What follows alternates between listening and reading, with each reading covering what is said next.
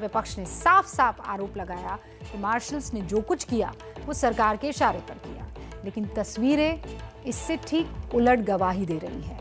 जिन 2 महिला सांसदों को इस मामले में उनका नाम आ रहा है वो कौन है, अब ये समझिए आप। छाया वर्मा छत्तीसगढ़ से कांग्रेस की राज्यसभा सांसद हैं, जिनको अभी आप कुछ देर पहले सुन रहे थे। इन्हें छत्तीसगढ़ कांग्रेस का ओबीसी चेहरा माना जाता है। एक दिन पहले ही छाया वर्मा को राज्यसभा में कांग्रेस संसदीय दल का विप यानी सचेतक नियुक्त किया गया था। फूलो देवी नेताम, उनका भी नाम आ रहा है। वो छत्तीसगढ़ से ही कांग्रेस की राज्यसभा सांसद हैं। उन्हें छत्तीसगढ़ के बस्तर क्षेत्र में कांग्रेस पार्टी की बड़ी नेता माना जाता है। उन्हें छत्तीसगढ़ में कांग्रेस का आदिवासी चेहरा भी माना जाता है। ये दोनों नेता इस वक्त जो तस्वीरों में दिख रहे हैं खींचते हुए मार्शल को, कांग्रेस की ये दोनों महिला सांसद और कांग्रेस के दूसरे नेता सरकार पर जो आरोप लगा रहे हैं उसमें कितना दम है, अब उसे समझने की आप कोशिश कीजिए। ये सीसीटीवी तस्वीरें इस बात की गवाही दे रही हैं कि इस महिला मार्शल को ये सीसीटीवी तस्वीरें इस बात की गवाही दे रही हैं कि इस महिला मार्शल को ये सांसद खींच रही हैं।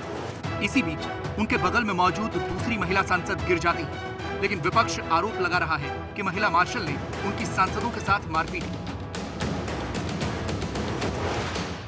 राज्यसभा में पहली बार इतिहास में, पहली बार इस देश की हिस्ट्री में सांसदों को मारा गया, धकेला गया, पीटा गया। महात्मा गांधी जी ने इस देश को क्या सिखाया? इस देश को उन्होंने सिर्फ एक बात सिखाई है। बहुत कुछ लिखा मगर सिर्फ एक बात सिखाई है, और वो ये है कि डरो मत, डरो मत, डरो मत, इन कायरों से डरो मत।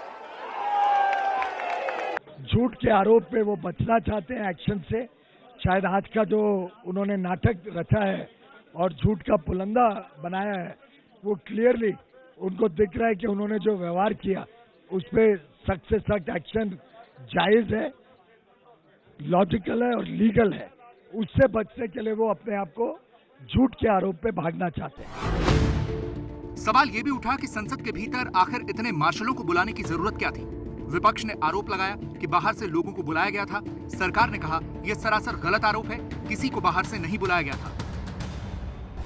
एक इंक्वायरी ऐसी होनी चाहिए, जो मार्शल्स अंदर आए थे, जो महिला मार्शल्स अंदर आए थे, वो कहाँ से आए, इतनी संख्या में कैसे आ गए।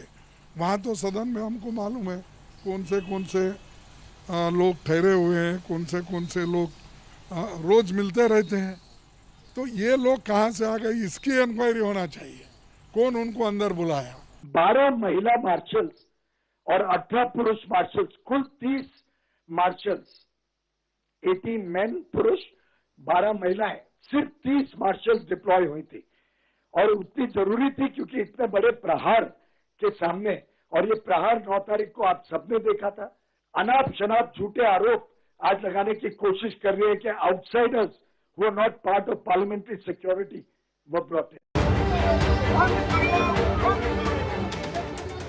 राज्यसभा में एक दिन पहले जो कुछ हुआ उसे लेकर कांग्रेस समेत तमाम विपक्षी दल सड़क पर उतर गए।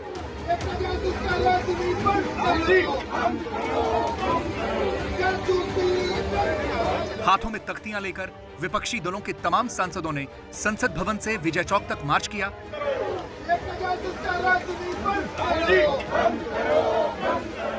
ये लोकतंत्र की हत्या हो गई, रवायतें संग्रहालय में चली गई। मार्शल लॉ लगा करके, technically, principally, actually martial law लगा करके आप इंश्योरेंस की तरह का कानून पास करा। तो उधर कांग्रेस को जवाब देने के लिए सरकार की तरफ से मंत्रियों की पूरी फौज उतार दी गई। 1-2 नहीं, सरकार के 8 मंत्री मीडिया के सामने आए और विपक्ष पर सवालों की बौछार कर दी। जो घटा वो बहुत शर्मसार था, निंदनीय था, और एक घड़ियालू आंसू बहाने की बजाय इनको तो देश से माफी मांगनी चाहिए। बवाल और सवाल के बीच मॉनसून सत्र तो पानी में चला गया, लेकिन ये तस्वीरें कहीं नहीं जाएंगी। जब जब लोकतांत्रिक मर्यादाओं की धज्जियां उड़ाने की बात उठेगी, ये तस्वीरें लौट कर आएंगी। उम्मीद ये की जानी चाहिए कि ऐसा फिर न हो। तो सबने देखा कि समूचा मॉनसून सत्र जो है वो इस हंगामे की भेंट चढ़ गया है। जनता के करोड़ों करोड़ों रुपए सरकार और विपक्ष के संग्राम में स्वाहा हो गए हैं। यही वजह है कि देश की जनता के मन में यह सवाल है कि जो कुछ हुआ उसकी जवाबदेही आखिर कौन देगा। विरोध लोकतंत्र की खूबसूरती है और इसीलिए विपक्ष को विरोध का पूरा अधिकार है, लेकिन विपक्ष की जिम्मेदारी यह भी है ना कि संसद में काम हो।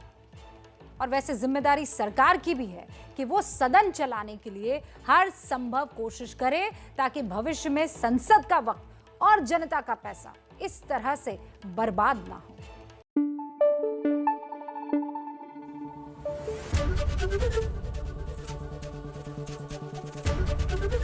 एबीपी न्यूज आपको रखे आगे।